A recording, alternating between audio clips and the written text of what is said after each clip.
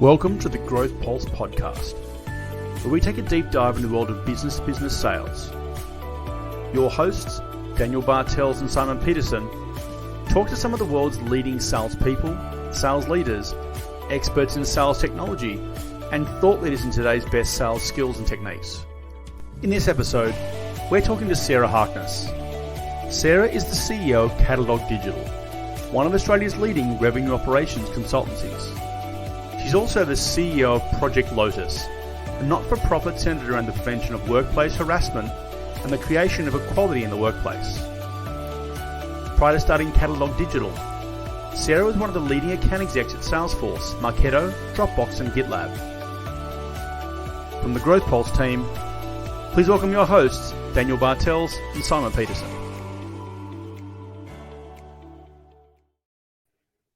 Hey, Simon. Hey, Dan. How you doing? I'm really good. So how about that cartoon? That was very good. I think it's interesting. Your character was probably not as nicely dealt with as mine, but it's a winner. So we've got to have a bit of fun at ourselves. So who are we talking to today? Talking to Sarah Harkness. Yep. Obviously long friend of both you and I. Done some exciting things, and I know she's just come back from overseas, which is very exciting. Seeing some fabulously famous people. So that's all interesting. But look, for one of our early podcasts, I think this is a real coup for us.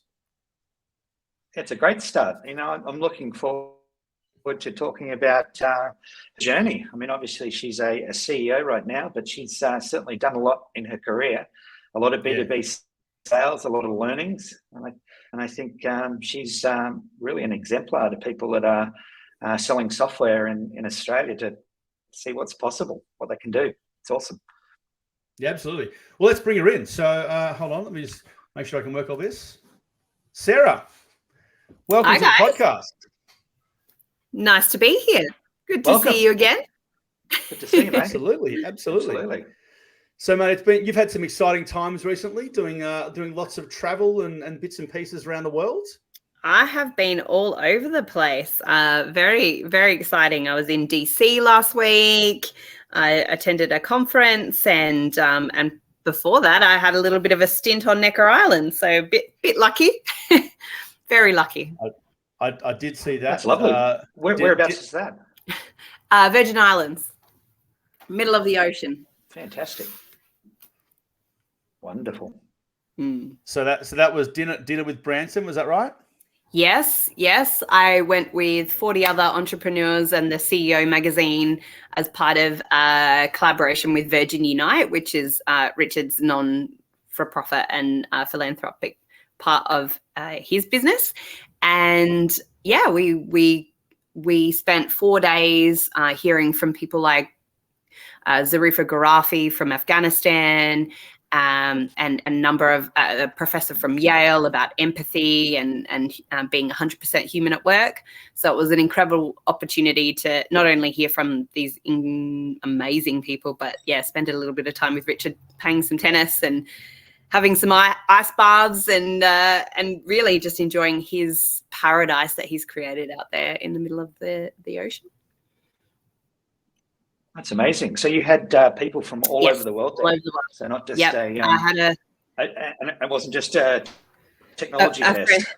That's right. A friend from the Ukraine who fought alongside Zelensky, a good friend Bill who is from France, and then another good friend Yasser, who's a really, really good friend of mine. He's from Dubai. Right. It's nice to have a mix of different cultures and different people. I imagine, the topic of empathy. That's something I always talk to salespeople about. What did you learn? Well, empathy was kind of front and center for the whole trip, actually. And at one point, we had a session in one of the venues that was called the Temple of the Elders, and was my favorite place on the whole island. Kofi Annan and Desmond Tutu had been in there. And so I felt incredibly grateful to have the opportunity. And we heard from Rich Sheridan, who talked about empathy in the workplace. And obviously, you know, through Project Lotus and the work that we've been doing, that empathy and being yourself at work or bringing yourself to work has been top of mind for me for the last 10 years as a business owner, but also as a salesperson. When you're selling, how important it is to have that quality of empathy to sell and to be able to understand what you're selling and how that impacts another organization, or what kind of impact that can have in having your product implemented. So I think it really kind of combines all of these beautiful forces into one. And so it was, there was like I said, a professor from Yale, Mark, he has written a book called Permission to Feel. And that book was an incredible insight into how you could also teach empathy. So empathy is innate for some people, but it can also be taught. Yeah, absolutely. I mean, I think, having worked with, American sales companies, European sales companies, and Australian ones, I find empathy is far too shallow on the ground in a lot of sales cultures. I see it every day, and it's amazing when you meet a decent salesperson and they can put themselves in your shoes as a client and truly empathize with the journey you're going on. It's a really amazing way to differentiate yourself, and I think it's an undervalued skill. Exactly. Absolutely. I think it's something you can learn as well, Simon. I mean, I know when you and I have worked together in the past, there'd be definitely times in my career where people would look back and say, haven't been the most empathetic person. But it's definitely something you can learn over time as well. And I think that's what it's interesting to me, Sarah, hearing sort of the journey you've kind of been on, and like in your career, but also, personally, what you're learning at the moment. It's a muscle you can work on, you can build over time. So like, I wanted to ask you, right? So, you've been from an AE to running a business and going from working in, Salesforce as a larger organization into businesses that are kind of establishing themselves in region and then building your own. Like, what's been the hardest thing about that? Like, what are the things you've learned along the way? Gosh, have we got all day? No. Well, you can read about that in my new book coming out in September. But that aside, I won't plug it. No, give it a plug. Go. Well, okay. So yes, I do have a book coming out in September called Guided by Giants, because, as you know, you two have been two of my giants along the way, and we've done some incredible things together. I think we've built collaboratively millions of dollars of business power in the years that we worked together. And I think, I've probably come up with at least 10 things that would be in the book. So the book's called Guided by Giants, coming out September. But in the book, I talk about the fact that really success doesn't come from the things that you do. It's the people that help you along the way. So that's the kind of key takeaway. And I guess even just to the point of empathy, I have had so many incredible giants in my career that have helped me along the way, whether that's through sponsorship or through really just believing in me or hearing me out or allowing me space to run with my ideas. So as an AE at Salesforce, I have to thank Matt Cameron. You guys worked with him and we had some incredible opportunities. His mind taught me all about the TAS sales methodology and how we can, really be influencers in the sales cycle, but we're not in control. And the reality is, if you can implement in your own sales cycle that thought, that is a superpower for a salesperson, because it allows space for the customer to take their own path, whilst you are kindly nurturing them through to ultimately the same goal that you're both working towards, which is to purchase your product or service, which is going to help them. If you're selling somebody something that they don't need or that they don't want, and it's just about the money, then it's never going to be a great relationship from the beginning. So, Matt. Yeah. No, and I think it's interesting. I'm seeing a bit of that recently, Sarah. I know that certainly the tech industry is going through a bit of turmoil at the moment, and I'm seeing certainly a lot of pressure on salespeople to sell. And I think the danger there is they forget putting the customer actually at the center of the conversation, and they're pushing really hard to close a deal this month or this week, etc., without really thinking about the company they're selling to, what impact it's going to have on them, and why would they spend money. And I think, I hear organizations saying that decisions are taking longer than usual. I wonder if some of that isn't part of the sales culture, saying, just buy my software because I need to sell it. That's right. And I think as sales leaders, naturally we have to go towards our numbers. So we're given numbers that we and quotas that we have to fill. But if that is our only lighthouse, or if that is our only barometer for success, then that creates a really dysfunctional relationship with the customer. And a lot of organizations, I think, are starting to experience the dysfunction and disharmony within their sales funnels because of this, because the customer is now demanding that is not the way anymore.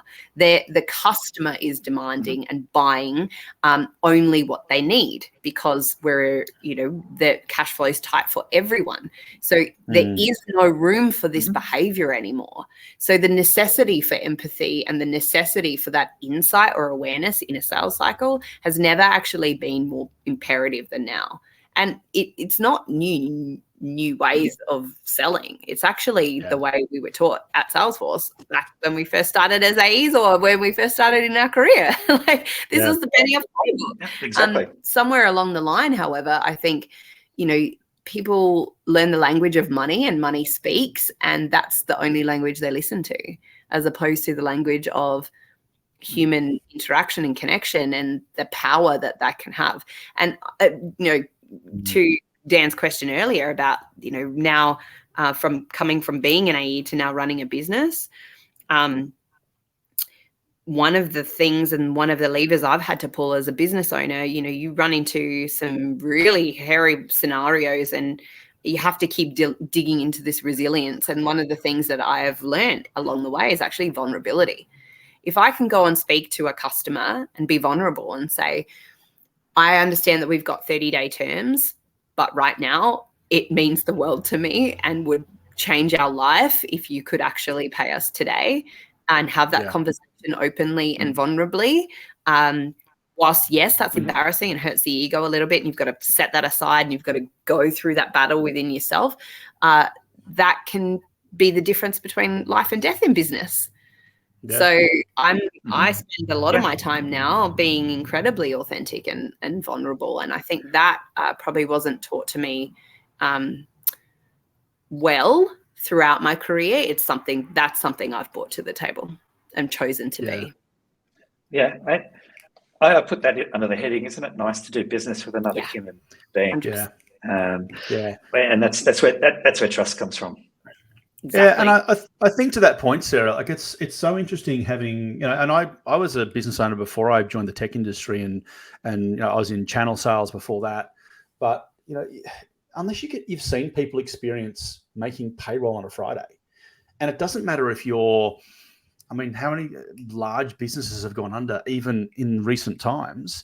I mean, if you look in Australia, the building market, you've seen some multi-million-dollar organizations, if not close to billion-dollar organizations, going out of business overnight, supposedly overnight. But their pressures at a CEO level and CFO level of big organizations are the same as a small business, which is I've got to have the cash flow to make payroll on Friday and pay my staff and front up and talk to people. And I think as salespeople selling product, service, whatever it is in your box, that we forget that what our deal is just not often at the top level of priority of whatever this company is talking about today. And we also forget, which is, and you learn this the hard way when you're a business owner signing off on other people's deals, which you don't have as an AE, that the actual sale is done when you're not in the room. 100%. You have nothing to do with it. The best chance you've got is that you show up and you've shown enough value and you've proven enough that there is enough of an exchange made in the beginning that convinces them that you are worth betting on. And if you've done your job right and you have not single-threaded, you've created an abundance of will within the organization to really believe in what it is that you have brought to the table, because both of you symbiotically have believed, then you're going to get a deal every single time. That deal will close 100% of the time. And we've proven that in our business, in our RevOps methodologies. We actually, for us, RevOps is revenue optimization. And so at any point where we can tighten that, it is, have we done enough? Have we proven enough value? And it's become a methodology. So the very first thing we do is prove value and prove it early. And then the next thing we do is then we have the right to ask for the deal. But we can't ask for the deal just because we've got a sexy service or we're cool people and fun to work with, or like we're a really black ops squad. We have to actually prove the value. And sometimes that costs money. Sometimes that costs time. And sometimes it means that you've actually got to punt on the fact that, this might not work out and you might be losing money to, actually put your skin in the game. But you got to be in it to win it. And I think there's probably about 3 deals where that's failed on me in the history of CattleDog in 10 years. We're talking millions and like $12 million worth of opportunity has been won on the basis of that. And so you can get a conversion rate as high as 80% because the deals are so qualified, because you are actually doing the right deals for you and the customer. It's not rocket science. So absolutely. So Sarah, I might do a little role play. You're the sales rep, and you've got a fantastic engagement, as you've just described. With your client, you built some trust. You're not single-threaded. I'm going to play your sales manager. Okay. So Sarah, you gave me a great update on that deal. You said you've built trust, and they're really fans of what you're doing there. I need you to close that deal on Friday, not next month as you originally planned. Well, Simon, what are your thoughts about that? Help me understand what is that timing about, and who's that timing for? Because that timing sounds to me like that's our timing, not the customer's timing. It's very much our timing. My boss in the US has given me an ultimatum that I need to close these deals or that the world's going to end. So I just need you to go put some pressure on your prospect to get this deal closed this week, please. And look, historically, I would have absolutely jumped at that, but I think we have done every single thing that we could have done. We have access to power. We have spent a number of hours workshopping the outcomes. They have all the documentation. They even have the case studies, and I've even gone one further and had my customer reach out to the CEO to tell them exactly their experience with us. I think all of our ducks are in a row. This is now purely down to a basis of whether or not they want to do that in this financial year or next financial year. And we have absolutely no control over that. So I'm happy to have that conversation with your boss if you like. But I would suggest that if we put pressure on this customer, we're going to lose the deal. That's great. We'll jump out of the role play now. I love that conversation. I absolutely love it. It was. You could probably see that question coming a mile away, Sarah. But I think that's indicative of what's changing. Certainly in the market in Australia and New Zealand around how you go about selling, whether it's software, hardware, whatever you're selling. you've got to really be attuned to the customer's buying cycle, not just your sales cycle. And I think what you described there is someone that's been in the game for a while. You know your plays, etc. But think about young salespeople that are starting their career that had that sort of pressure put on them. What their businesses are effectively telling young salespeople to do is burn relationships, and that's the opposite of what we're trying to do. It's going to backfire. I mean, I hate to say it, but we all know some really big organizations that are experiencing some really big turmoil because of this right now. And I think that it is not because there isn't a will within the sales team to deliver for a customer. It's that the pressure has been put on them so hard to care only about themselves instead of the customer, that the actual very thing that the outcome that there is becoming a self-fulfilling prophecy. So you're going to see churn rates increasing. You're going to see customers leaving in droves, because ultimately the very thing that they were sold on in the beginning is now not being delivered. And as soon as you lose that trust, it's very, very hard to get that back. And I think within that as well, absolutely, there's a misunderstanding for lots of AEs on why a customer gets to the end of a decision-making process, but also what are the levers underneath that? So when you're asked to go and bring a deal forward, or you want to get to the end of the cycle, Simon and I have talked through this hundreds of times, and I frame it in terms of there are three currencies that anybody makes any purchase with: time, effort, and money. And money's the cheapest one, right? Because it doesn't matter whether you're buying. I just bought a house a couple of months ago. There's a lot of effort in buying a house. It's not just the fact that it's you got to move, you got to reorganize your furniture, and some of it doesn't work, and there's the stress of doing all that. That's time and effort. There's no cash in that. But just because even then selling my old house, that's a whole bunch of effort. I've got to clean the garden. I've got to do there's all these things that go into that transaction, right? So when you ask somebody on the other side to move a deal forward, okay, bring it forward a quarter for me. Okay, if this is not in the order of priority of what that business wants to do in this next quarter, you're asking them to spend time and effort early or additional to what they'd planned to do. Okay, so in order to do that, okay, I can put a better price up. Okay, does that price now mitigate for me the expenditure of that time and effort? Does that discount or better pricing, or potentially paying the cash early, is that now better for me or not better for me? It's also like a punishment. It's a disincentive for the customer. I think if you start pulling levers of I'm going to put my price up, that sends a very distinct, nefarious message to a customer saying you're not worth it. Oh, sure, but let's think about it in a different mindset, which is it might be rather than you being a product company or a services company. Hey, listen, I've got my top team available this quarter, but I've got 3 projects that they're going to be assigned to in the next 30 days if you don't move early. And you want the top team, so hey, you need to come early, right? So now you've got a different conversation, isn't it? Now you've got the other component of time, effort, and money in terms of getting the outcome. That's right. And what you want to go to, or if you're a product company, I've only got so much stock coming in. How do I think about that? Or maybe your customer, you're selling software, but your customer's a product company, and if your big sale transaction comes through into Christmas, so if you don't deploy in the first half of the year, you won't have it in place in order to drive what's going to happen. So all these things come into the conversation.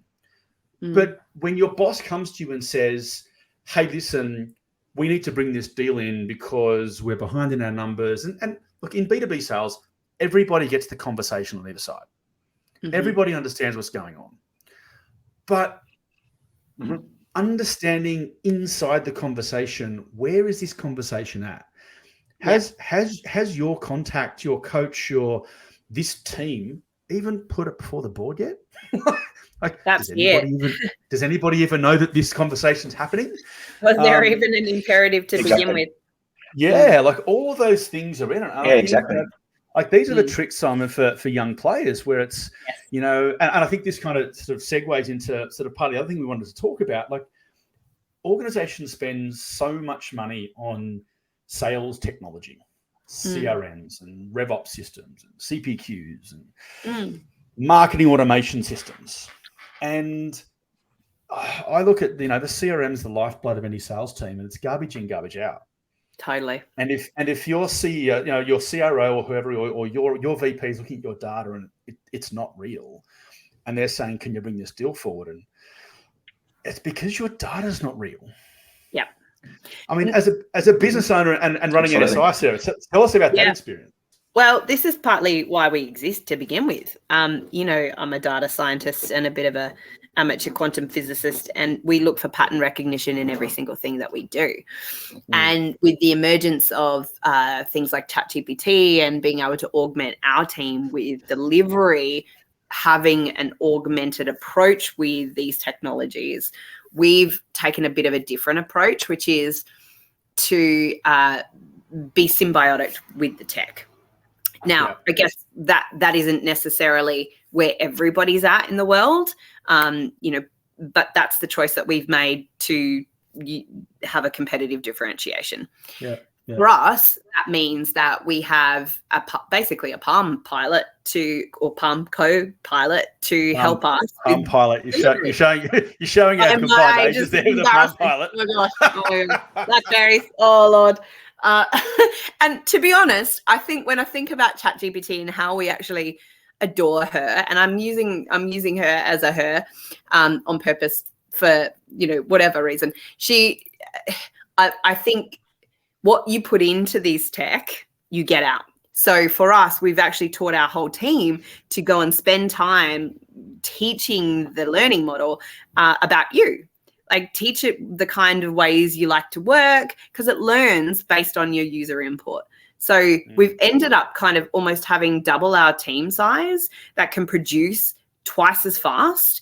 It creates code. It creates code for us that we can deploy. That code is in 10 times out of 10 has been more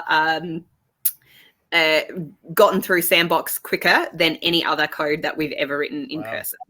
And 50% of the world, more than 50% of the world's code base right now has been AI generated that lives in GitLab or GitHub. And I think we're going to start to see this co-creation with AI happen more and more, the more that people start to embrace it. What we've got, however, is this, and it's funny you say that we joke about Palm Pilot, but the same thing happened with the mobile phone. So, when we first had the mobile phone, it was like, what is this thing in my hand? And we carry around a brick, and we couldn't text, and we had Snake, and it was all very silly. We felt silly kind of engaging with this other thing. And now I don't know anybody that doesn't walk around with one of these and use it as their second in charge. It tells them where to go, what to do, what time they need to do it. If they need to pick up the kids from school, it's the conversation mechanism. We can work from it. I mean, really, in reality, this technology has totally transformed our lives. And AI really is just that second phase of that new revolution where we can embrace that tech to help us do anything. But it is all about how you use it and what you put into it. So if I'm a salesperson, one of the ways in which I am a salesperson constantly, I actually use it for everything. I ask it how to help me put business plans together. I've done TAM analysis, and with the plugins that you can actually, so you can use plugins with ChatGPT that connect with other systems, and that's something that we're working on in particular with Boost in our product at the moment. But it's really looking for those patterns. So I'm leveraging it as an assistant in my business to help me do delivery for my customers, but I'm also building an assistant for my customers to use in their own delivery for their own revenue. So that's the most exciting thing about it, is that you can create these incredible opportunities for the future by working with technology, as opposed to seeing it as the salvation or the enemy in our business. So Sarah, you used an interesting word. Sorry, you used an interesting word before when you were sort of introducing the idea of working with technology and ChatGPT in particular. You said symbiotic. I think there are a lot of people listening that are probably thinking their jobs are in jeopardy, right? Because you just talked about the code that it generates being so efficient, etc. But what was interesting about your point of view, it was working with the technology to get an outcome rather than getting the technology to go away and do it all for you. It's a very interesting take. And to be fair, I think this is where a lot of the world is right now, and there's a bit of an existential dilemma that the human race is facing with this technology. You don't have to go far. You can go on Twitter every day and see. In fact, about a month ago, there were a whole lot of leading AI heads getting together to try and put a pause on the development, because we've also got the convergence of quantum computing happening at the exact same time as AI being developed. So we're at a real crossroads, everybody. However, I always come at this with a point of view of an abundant mindset, and that is that we have this incredible opportunity right now to, instead of seeing this thing as separate, because we created it, by the way, we need to take responsibility for that. It's not a separate thing, and it is not a sentient thing yet. It is not something that's just going to turn on like, we live from this place of fear about AI, but it's also, we live from this place of fear about people. Like, we're the same way about people. It goes back to this conversation we're having about empathy.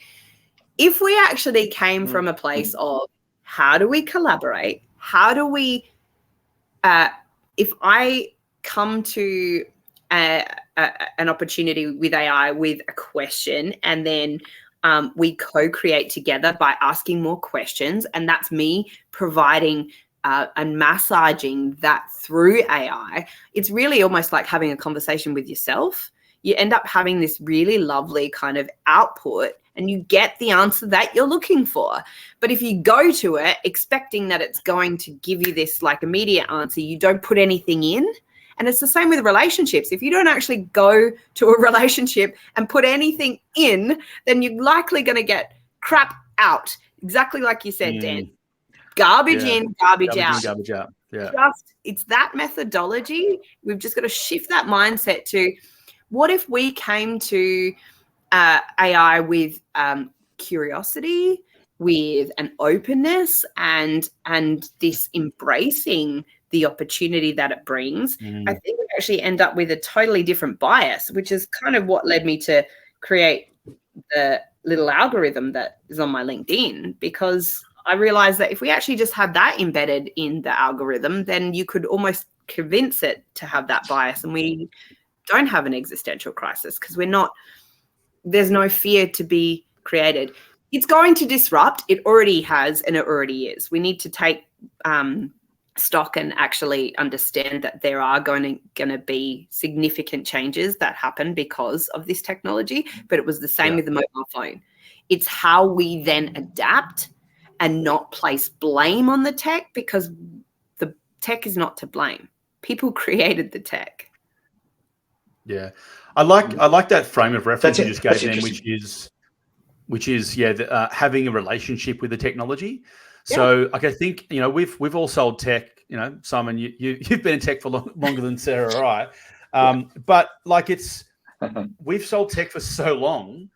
Yet how many? Like, I reckon 80% of customers or 80% of organizations out there don't have a relationship with the technology that they've purchased. Whether it's their ERP, their CRM, their marketing, whatever it is. They don't value it. Their data warehouse. And then part of the challenge they have is the individuals working in their teams don't have a relationship with it either. So, I mean, back to the basics, one of the questions I had for you was, if I'm an AE, I'm a salesperson, whatever you want to call it in your business, like how is this relevant for me?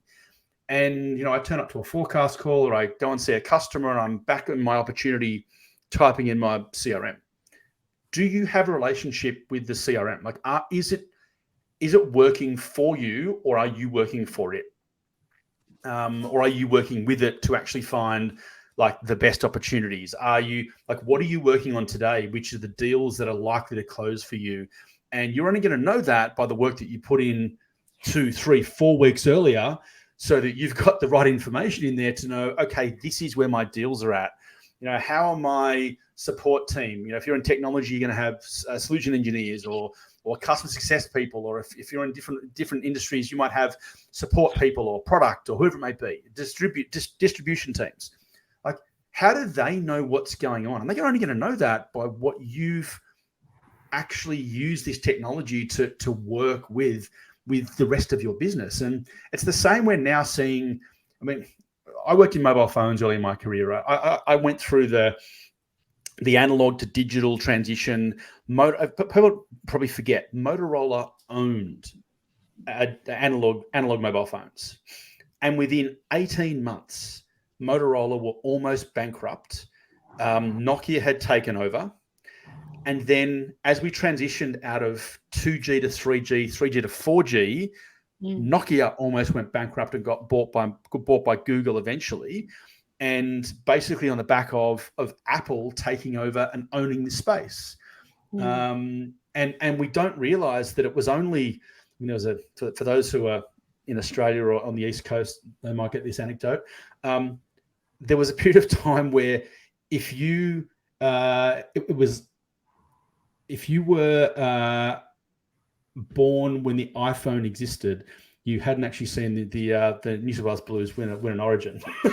but the point being, you have an entire generation of kids and who are now entering the workforce who have always existed with the power of an iPhone in their pocket, and they're already always existing with mobile and video on their hip. And these are the same people who are experiencing these other technologies drive content at them. Yeah. And I'm not sure that we're going to see the same technology leap happen in AI. To your point, you have to have a relationship with it, whereas so many of the other technologies, they drive the relationship to you. Social drives the relationship to you, which is one of the reasons why there's a whole bunch of emotional issues we've got, we can talk about in a minute. But like, there's a different experience when you're running a business. You have to drive it. You have to drive your engagement. Totally. And it's proactive. And I guess it's the same. We were just talking about that with the customer. A lot of these concepts cross over. And I think that it is a conscious choice. Yeah. And it's how you want to show up. And do you want to play full out? And does that customer deserve that? And if that customer deserves that, and by the way, that was a trick question, the answer should always be yes. And if they don't, it's because you don't have the right ICP and you're selling to the wrong customer. But that's a whole other conversation we can have on another time. But it is the conscious choice to show up. Exactly. I mean, I know as a sales leader over the years, if I've got account executives that actually lean in and use the technology and use it well, they're more likely to get my attention, my help, my coaching. And I think that's an example of a salesperson actually using a CRM system to properly engage with the product they're trying to sell with the client. And I think when I see salespeople engaging really well with the technology we've given them to be at the best of their game, they go from strength to strength. And I think you tend to spend more time, you get more engaged in the deal, the win rates are higher, the customer is happier. It's one of those things. I think leaning into the technology is fundamental. Absolutely. And working with it. Yep. Yeah. So Sarah, as a star, and I wanted to talk about your stuff as well, but how do you talk to organizations, and this kind of leads to how does an AE talk to their leadership internally when they've bought all this tech and the business has no idea how to drive it. They've bought the Ferrari, and it's got scrapes all down the side, and the wheels are all banged up. How do you have that conversation internally about we need to use this technology properly? You've got to massage it, and it's I guess it's all about how you you almost have to create like a very safe environment for everyone to have a cathartic discussion about it. But some of that means you got to get the crap out first. So a lot of what we focus on is in the beginning is to start the process of really uncovering or analyzing where the problems are to begin with. And that's the yucky part. It's like you've got to bring this stuff to the surface before you can really even understand how it's going to progress going forward, and also how you can remediate it. So you've got to identify the problem. And part of that problem identification means often that you have to have some tough discussions. So having that external party like CattleDog, for example, we come in and we really just listen. We end up being a bit of a catharsis mechanism for companies to just get out their corporate therapy.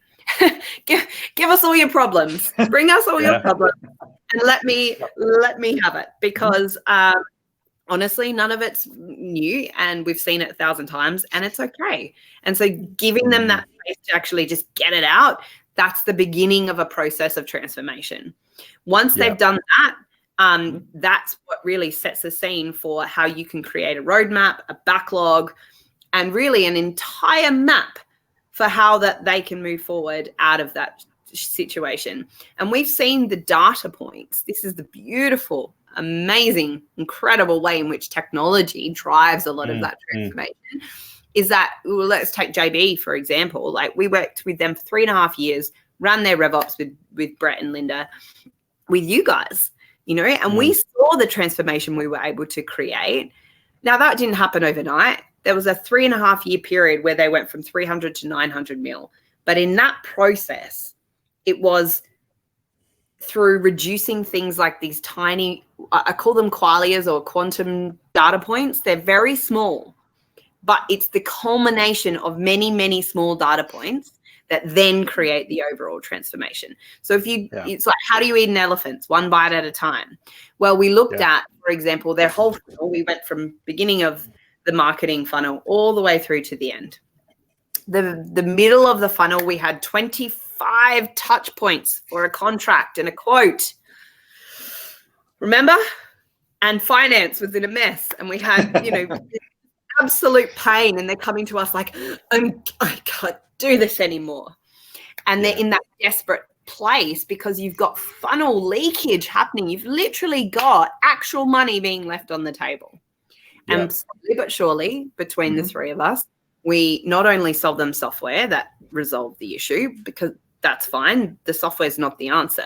It was through the application of aligning the people and the process to the technology that we then created the output, which reduced that 25 touch points down to 7.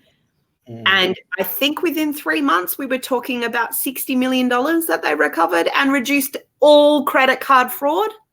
All credit card fraud. Their credit card fraud was I bet you had some friends over there. Well, you made some good friends over there. Right? One of them now works for me. But I think the interesting bit about that, Sarah, is go on, Simon. No, you go. I was going to say, I think the interesting thing about that is like where you start, because so many times I've seen either AEs who've worked for me or people with a new product, and they're out banging the door on, let me sell you my product, let me sell you my specific service, rather than saying, we know that you've got, we've seen you in the market, we've seen you in the industry, or we know this industry relatively well. We know you're going to have problems in these areas. Just tell us about them. I'm not here to try and, everyone's looking for these magic ways to open the door or find new pipeline, and there's no magic pill. There's no magic pill. There's no magic AI tool that will give you pipeline, right? But every one of those names have problems that you can help solve. Whether they're ready to buy them, we said at the top of this, right, is a different story. Yep. Tell me what your challenges are. Some of them will be great. We don't do that, but I got a guy. I know a company. I know this amazing girl, and she will go and solve this problem for you, right? And out of that, but some of them will be actually, hey, I think there's a thing you can help us with. but we're going to have to foster and work out what it looks like. But everyone's looking for this magic way that I'm going to, and that goes back to the question of how do you get your return on investment in your sales systems? Those are all the conversations, right? They're all the ways that you track what we're talking about, what we're doing, and where do I spend my time and effort? So anyway, Simon, you had a question? No, it's okay. I was going to sort of segue into some of the next questions that we had for you. I think we've kind of gone through the sales cycle. I think the key takeaway for me is there are three things. Curiosity and empathy with your prospect in order to really understand the problem you're trying to solve, and that's at its core, right? And the technology that we've got to sell, or the services that we've got to sell, help enable that for your client. But you just never forget that the prize is the client achieving an outcome. And I think you quite nicely described that with your relationship with JB Hi-Fi. So that's awesome. But I think I know we're sort of getting further on in the hour. Yes. I'd love to hear a little bit about what you're doing outside of being CEO of CattleDog Digital. You've got something called Project Lotus going on. I'd love to hear a little bit about that. Yes. So as you guys well know, CattleDog was the first Project Lotus certified organization where we set up 10 protocols within the business to become really human at work. So it made it safe for our employees to fail, and we would, it's actually one of the protocols. So it's just a set of 10 values that we live by, and not 10 commandments. No, not quite. But values that we work together to really establish as a culture and a way of doing business within our business. And it's simple. It's super simple. Mm-hmm. If we go back to, does this align to Lotus? Then yes or no dictates the outcome of the decision. So we've said no to hundreds of thousands of dollars of deals that you guys have heard me say no sometimes in our dealings, where I'm like, no, that doesn't align to the Lotus protocols. So no, it's not a good deal for us. Mm-hmm. And what that does is kind of help protect us from, one, probably doing the wrong deals with the wrong customers that are going to ultimately end badly anyway. And also, to help us really make sure that we are delivering the value that we want to. So what we thought was, given that we had so much success in working as a Lotus business in CattleDog, we would create a nonprofit that was specializing in establishing those protocols, or establishing a set of protocols for other organizations to operate within. So Project Lotus is a non-for-profit offshoot business of CattleDog. We provide RevOps and also non-profit services, technology, people and process, but very much at the heart center. So we're working with, hopefully partnering with Virgin Unite. I just spent, a week on Necker, and they have a program called 100% Human at Work.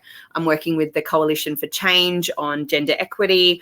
I'm working with XPRIZE in the US. And so a lot of what we're doing with Project Lotus is about helping to empower and provide the same services we have been as CattleDog for a long, long time, but for these nonprofits so that they can have the most impact.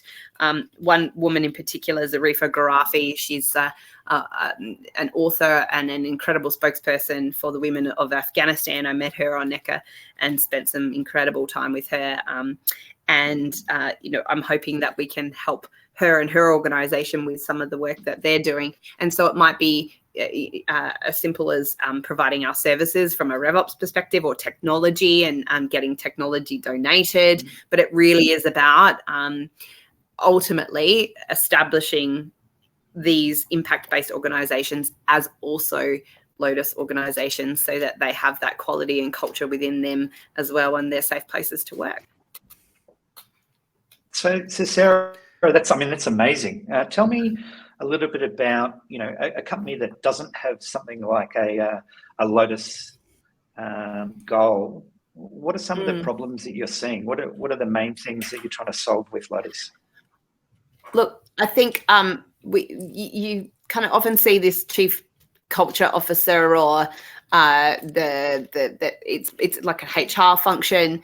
But I see organizations with incredible dysfunction. People are people, and wherever we've got people, sometimes people are dysfunctional to one another. So I've seen organizations with extreme versions of harassment, or I've seen organizations that have, subversive culture that perhaps doesn't necessarily value equality or diversity as a forefront. So this is really about helping to educate how important those things are, because it goes back to the very thing that we started this conversation with, and that is that when you come to work, you need to understand that you're working with people. And if you are working with people, then you need to come with, not a suitcase full of your history and offload that onto the people that you work with. You need to come in a professional way, and there is ways and means of behaving towards other humans. And unfortunately, we still live in a world where 1 in 3 women will be sexually harassed at work, even in a scenario where a lot of what we're doing is virtual. It happens all the time, and that's not a world that I want my daughter to grow up in or go to work in, particularly if she wants to go to space or do anything incredible, or go be a Miley Cyrus, which is her current MO. So, those industries are particularly rife. We need to actually work on really making sure that we're breaking down some of these things. And I think, ironically, AI is going to level the playing field, whether we like it or not, because there is no gender and there is no bias. It's a piece of technology. Mm-hmm. So if we can actually start to maybe educate ourselves in that way now, then we're not going to have as big a shock to the system when AI eventually does take over. Yeah. Yeah. And that equality piece is interesting, Sarah. I mean, we've seen equality of location really being driven over the last couple of years. I was only reading this morning that the work from home versus return to office battle is ongoing, and how do organizations find that middle ground? But it's the point of, if we went back even in our careers 3.5 years ago, it was a big issue to go to a leader and say, listen, hey, can I work 4 days from home? Yeah. Now it's back the other way, where the business is saying, hey, listen, can you please all work 1 day from the office? Please come back to work. And can you do? And can you all do it on the same day? So this space we're spending money on. This real estate. Oh my goodness. Yeah. So that's just the quality of location and how people work together. But then if you think how these technologies are now, again, going back to the basics of just what's in your CRM, doesn't care on your gender, doesn't care on your age, doesn't care on your sexuality or your gender or your race. So all these things kind of come into output, has got nothing to do with the things that people used to expect. I mean, I know I went to a private school in Sydney, and there used to be a whole conversation about old school ties and the fact that you were able to talk about which school you went to. None of that matters anymore. It just doesn't. Yes, kids get great educations, and we won't into that conversation about sort of good educations versus poor. But once you're in the workplace, I haven't had anyone ask me for 25 years what school I went to. No. And I think that's going to be super interesting. I think there's also another aspect to that. I think cultural differences, because I think the three of us, we've all worked for big American software companies, and by definition, culturally, people are different in Australia than they are in the US. It doesn't make it any better or worse, but I think you talk about working from home or remote workers in a US context, it's radically different to remote workers down here. And I think for the vast majority of my career, remote workers just didn't exist in Australia, and I think it's something relatively new here. But remote workers in the US have been going for years. So very different issues to tackle. But I think as a young person coming through the ranks, if I'm a salesperson, I want to be in the office. I want to be mixing with people that have done it before. So there is an element of getting your education face to face versus over a Zoom meeting or something. I think it's people need to value that human interaction. I think it kind of goes back to what you were saying earlier, Sarah, you've got to turn up to the office as a human. Well, you've got to have a place to collaborate face to face, because I think we're doing a podcast right now. The three of us are not in the same room together. If we were sitting in the same room together, it just added another dimension to the conversation. So you've got to think about that as well. Totally. And I think we as leaders have a responsibility to create safe spaces. I think that particularly as sales leaders and CEOs or anyone in a leadership position, I'm going to use this line from a movie, but with great power comes great responsibility. And I think that that's one thing that I've never, not for 1 second in any capacity, as I've kind of done these various roles over the last 20 years, stopped understanding, is that the accountability lies solely with me. And if I'm at the top of the food chain here, then it is how I behave and the things that I do that ultimately dictate what is okay within my organization. And I think that we're still living in a time where some leaders may or may not remember that. And I think that's I remember when for our up and coming salespeople to think about as you go into leadership positions, that it's now that it really lies on your shoulders to do the right thing and show the way to your team. I mean, I can remember back in my early career, probably you two were in high school at the time, but I remember the weekly forecast as a shouting match. Right. And ugly. This is in the mid-1990s, so we're a fair while ago, but not fun. That was the norm back then. Yeah. No, it wasn't. I remember stories. There was a Monday morning forecast call. Was they had to change it to Friday because everybody had such a crappy weekend. They were dreading what happened on Monday morning. So they, rather than change the approach to a forecast, they moved it to a Friday so you didn't ruin your weekend. I mean, it's that existed. It's very, very different now.